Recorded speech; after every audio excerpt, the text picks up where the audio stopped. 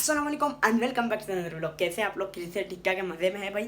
आज जुम्मा है और आपका भाई जा रहा है अभी जुम्मे की नमाज़ पढ़ने। और जुम्मे की नमाज़ में पता है आप लोगों को है रुकन शूरा हाजी मोहम्मद अब्दुल हबीब अत्तारी बयान करेंगे और शायद वही नमाज़ पढ़ेंगे। तो चलते हैं वहाँ पर डायरेक्ट। मिले क्या करें दिल क्या करें, आ जाए भाई। ये देखें आपके भाई आ गया टाइम में और फिर चलते हैं हम डायरेक्ट।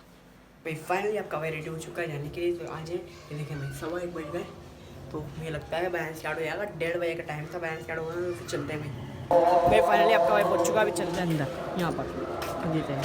तो कैसे लपक कर, कैसे आगे बढ़कर नेकियों को हासिल किया करते हैं। कितने वाकयात आपने भी सुने, कितनी बार सुने, मगर ये वाकयात सुनकर हम सुभान अल्लाह तो जोर से कहते हैं, अच्छी बात है, मगर इम्प्लीमेंटेशन का है। अपनी जात में ये जज्बा क्यों नहीं आता कि यार मौका मिल रहा है, ले लो नेकी। ये मौका फिर पता नहीं मिले ना मिले। कितने वाकयात। एक बार नबी पाक सल्लल्लाहु अलैहि वसल्लम ने मक्का पाक में जो हरम पाक है, मस्जिद हराम काबा शरीफ जहाँ है, उसकी एक्सटेंशन करनी थी, बड़ा करना था। इस मस्जिद में बराबर में एक मकान था। सरकार दो आलम अलैहिस्सलाम उस मकान वाले के पास तशरीफ लेकर फरमाइए, मकान मुझे दे दो, इसके बदले जन्नत में घर ले दो। अच्छा, ये बहस अलग है, उलमा मौजूद है, इशारा कर देता हूँ कि ये ऑफर कर कौन सकता है कि ये दे दो इसके बदले जन्नत। नबी मुख्तार कुल है, जिसको जो चाहे अता करे। नबी पाक ने फरमाया कि ये घर दे दो, इसके बदले जन्नत में घर दे दो। उस शख्स एग्री नहीं हुआ, उसने नहीं माना, उसकी कोई वजह होगी। सैयदना उस्मान गनी रज़ियल्लाहु अन्हु को खबर मिलती है, हालांकि सैयदना उस्मान गनी कई बार जन्नत हासिल कर चुके, जन्नत की बिशारतें सुन चुके हैं, मगर उस मकान के मालिक के पास जाते हैं, कहा ये मकान कितने में बेचना है। उसने उसकी कोई अमाउंट बताई, आपने पैसे दिए, मकान खरीद लिए।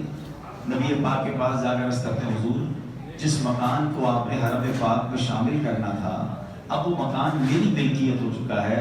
हुजूर जो उसे वादा फरमा रहे थे, उसे ऑफर फरमा रहे थे, क्या मुझे भी मिलेगा?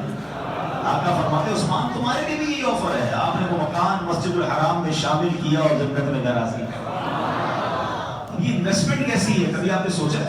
हाँ, कुछ सहाबा किराम से अल्लाह ने वो काम करवा लिए ना, आए हाय कयामत तक तवाफ होते रहेंगे, कयामत तक सफा मरवा है, दुनिया भर के लोग जा रहे हैं, तिलावतें कर रहे हैं, सुभान अल्लाह। उस्मान गनी रज़ियल्लाहु अन्हु का वो मकान भी मस्जिदुल हराम में शामिल है।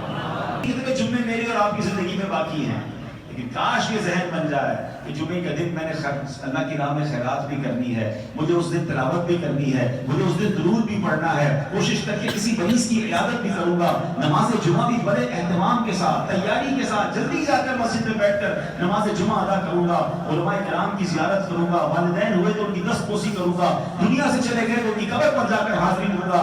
कोई ना कोई नेकी के कामों की लिस्ट बनी होनी चाहिए, मल्टीप्लाई बाय 70 हो रहा है। काश मेरा और आपका ये ज़हन बन जाए कि थोड़ी सी जिंदगी है, मैं ज्यादा से ज्यादा नेकियां जमा कर दूं, क्योंकि ये एहसास अभी नहीं होगा। हाँ, हदीसों में ये मज़मून मिलता है कि मरने के बाद नेक भी पछताएगा, गुनाहगार भी पछताएगा। साहबा ने अस्की गुनाहगार पछताएगा, हुजूर ये तो समझ आ रहा है, गुनाह किए, खताएं की, सजा मिलेगी, ये नेक कैसे पछताएगा? इरशाद फरमाया, नेक मरने के बाद इसलिए पछताएगा कि उसको ये एहसास होगा कि मैंने वो वक्त जो फजूल कामों में गुजारा था ना, लाइफ में फजूल काम तो सबके चल रहे होते हैं, अल्लाह माफ करे, हम वो टाइम गुजार देते हैं, जाया कर देते हैं, गपशप चाय की प्याली पर 2-2 घंटे गुजार देते हैं। फरमाया नेक आदमी को जब अजर पता चलेगा ना कि जो मैंने एक बार सुभान अल्लाह कहा था उसका ये अजर है, 2 रकअत नफल पढ़ी तो उसका ये सवाब है, जनाब मैंने रोजा रखा तो उसका ये अजर, काश में कोई टाइम फजूल जाया ना करता और नेकियां कर लेता। तो बेहतर नहीं है वहां पछताने से पहले यहाँ कुछ नेकियां जमा करनी। सुन ली, शायद कुछ लोगों को अच्छा भी लगा, मगर क्या अगले जुम्मे का एहतमाम होगा, वो शौक पैदा होगा, रोजा रखे, किसी मरीज की इयादत करे, किसी निकाह में शिरकत करे और किसी जनाजे में शिरकत करे, उस पर जन्नत वाजिब हो जाए। अच्छा, अब शैतान भी है। मौलाना साहब बात का एक रोजा एक माह का कफारा। फिर रजब जन्नत में एक नहर है जिसका पानी दूध से ज्यादा सफेद है, शहद से ज्यादा मीठा है, उस नहर का नाम ही रजब है, और उस नहर में उस किसको पिलाया जाएगा जो रजब का रोजा रखने वाले हों। तो हम ये नेकियों की तरफ अगर आना शुरू हो जाएंगे, इसका फायदा पता क्या होगा? जब आपका नेकियां कमाने का जहन होगा ना, तो गुनाह से बचना ऑटोमेटिकली आसान हो जाएगा। बंदा कहेगा इतनी मुश्किल से नेकी कमा लूं, फिर गुनाह करके जाया क्यों करूं? अल्लाह मेराज तो नबी पाक को नसीब हुई ना, اور ہمارے چہروں پر کیوں جب بھی معراج کی بات آتی ہے خوشی آ جاتی ہے، چہرہ مسکرا اٹھتا ہے، دل جھومنے لگتا ہے؟ کیونکہ جس سے پیار ہوتا ہے نا، اس کے ہر عروج سے پیار ہوتا ہے، اس کے ہر کمال سے پیار ہوتا ہے. جو محبوب ہوتا ہے نا، اس کو جب بھی کوئی ریوارڈ ملے، کوئی انعام ملے، تو جس سے پیار ہو بندے کو خوشی ہوتی ہے یار میں جس سے محبت کرتا ہوں اس کو کیسا عروج ملا. معراج، اللہ اکبر، یہ بات سمجھیے گا. نبی پاک تو سر تابہ معجزہ ہے. میرے آقا کے پاس پتہ ہے کتنے معجزات ہیں؟ ہاں، اللہ پاک نے کم و بیش 1,24,000 انبیاء کو معجزات عطا فرمایا. ہر نبی کو معجزہ عطا فرمایا، ٹھیک ہے؟ مگر نبی پاک کو ذات ہیں جن کو تمام انبیاء کے معجزات کا مجموعہ عطا فرمایا. تو اپنا بیٹا یا خود چلے جاتے ہیں، گھر کا کوئی فرد اہم بندہ جاتا ہے، نہیں بھائی ڈرائیور کو نہیں بھیجنا ہے، تم نے خود جا کر لے کر آنا ہے، بہت بڑی ہستی ہے. اللہ کی بارگاہ میں جب رب نے اپنے حبیب کو بلانا ہے نا، تو بلانے کے لیے بھیجا کس کو؟ فرشتوں کے سردار کو بھیجا، روح الامین کو بھیجا. اچھا بھیج کر ایسا نہیں وہ حبیب پاک آرام فرما رہے تھے، ہائے ہائے یہ بھی انداز دیکھنا، آرام فرما رہے ہیں. ہمارے یہاں لوگ ادب نہیں کرتے، ویسے لوگ ایسی جگہ سے اٹھ جائیے بھائی ٹائم ہو گیا ہے، دروازہ کھٹکھٹا دیا. مگر آج بھی جو بڑے بڑے علماء ہوں یا بڑی شخصیات ہوں تو لوگ بڑے آرام سے کبھی کبھی پیروں کو ہاتھ لگا کے حضور وقت ہو گیا آپ کے بیدار ہونے. اب تو جبریل امین جاتے ہیں، روح الامین، فرشتوں کے سردار، سدرۃ المنتہا پہ رہنے والے. مگر دیکھا کہ نبی پاک اللہ کے حبیب آرام کر رہے ہیں تو ادب کا کیسا انتظام کیا کہ اپنے کافوری ہونٹ جو ہے وہ صرف نبی پاک کے تلووں پر رکھ دی، نبی پاک کے پیروں کو چوم کر جگایا گیا. عرض کیا حضور رب کی طرف سے بلایا جا. اچھا وہ جو صلاۃ السلام میں شعر پڑھتے ہو نا، شاید آج بہت سارے لوگوں کو سمجھ آ جائے گا کہ کیا خوبصورت بات اس میں کہی گئی ہے. کیا پڑھتے ہیں؟ قصہ طور و معراج سمجھے کوئی. Try to understand difference between طور اور معراج. کہتے ہیں قصہ طور و معراج سمجھے کوئی، فرق مطلوب و طالب کا دیکھے کوئی. کوئی بے ہوش جلووں میں گم ہے کوئی.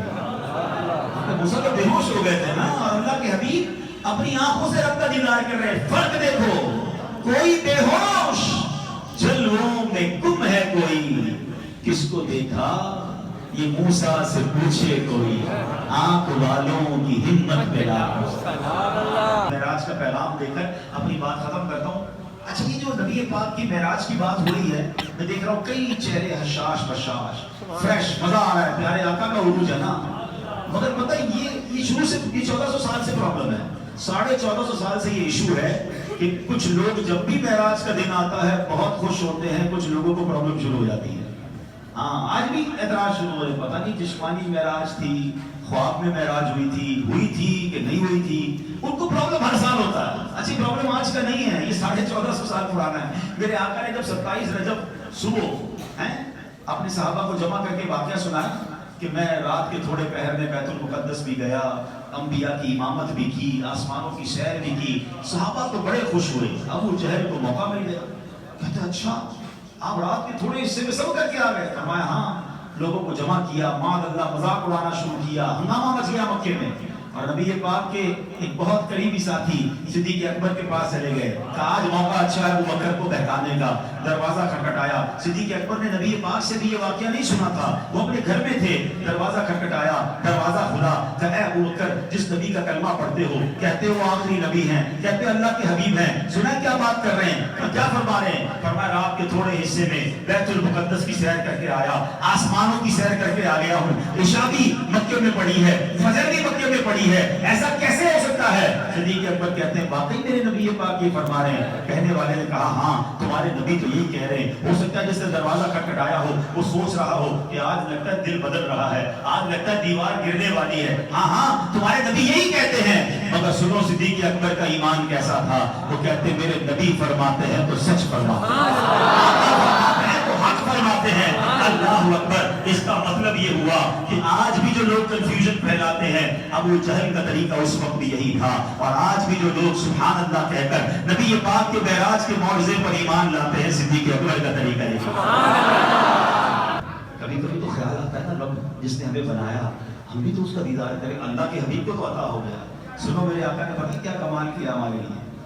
فرمایا کہ نماز مومن کی معراج ہے، اور جو نماز کا پابند ہوگا قیامت کے دن اس کو اللہ کا دیدار کرایا جائے گا. اللہ کے حبیب خود کو دیدار کرائے, امت کے دیدار کا انتظام بھی کرائے نا. اب نماز پکڑ لو, نماز پابندی سے پڑھیں, جمعہ پہ مسجد بھر جاتی ہے, اثر میں خالی ہوتی ہے, ایسا کیوں؟ تو آج نیت کر لیں, اب تو رجب, پھر شعبان, پھر رمضان, اب ہماری کوئی نماز قضا نہیں ہوگی. محمد رسول اللہ, اشہد ان محمد رسول اللہ. وسلم على العالمين جميعا وقامه يوم القيامة للمذنبين المتربصين الخطائين الهالكين شفيعا. فصلى الله تعالى وسلم وبارك عليه وعلى كل من هو محبوب ومرضي لديه صلاة تبقى وتدوم بدوام الملك الحي القيوم. وأشهد أن لا إله إلا الله وحده لا شريك له, وأشهد أن سيدنا ومولانا محمدا عبده ورسوله بالهدى ودين الحق أرسله صلى الله تعالى عليه وعلى آله وصحبه أجمعين وبارك وسلم. أما بعد, فيا أيها المؤمنون رحمنا ورحمكم الله تعالى, اوزی کے نزول کا دن ہے. اے اللہ ہم سب پر رحمتوں کی بارش نازل فرما. اے پروردگار, ہمارے وطن عزیز پاکستان کی خیر ہم سب کو نصیب فرما. وصلی اللہ تعالی علی خیر خلقہ ونور عرشہ سیدنا ومولانا محمد وآلہ وصحبہ اجمعین برحمتک یا. او بھائی صاحب یہ چیک کریں آپ لوگ, کتنا پیارا موسم لگ رہا ہے, ویو چیک کریں کتنا اینڈ ہو رہا ہے, اور پیچھے نماز پڑھنے آئے ہیں, اتنا پیارا لگ رہا ہے, اور نماز میں بھائی درمیان میں بارش بھی ہو گئی.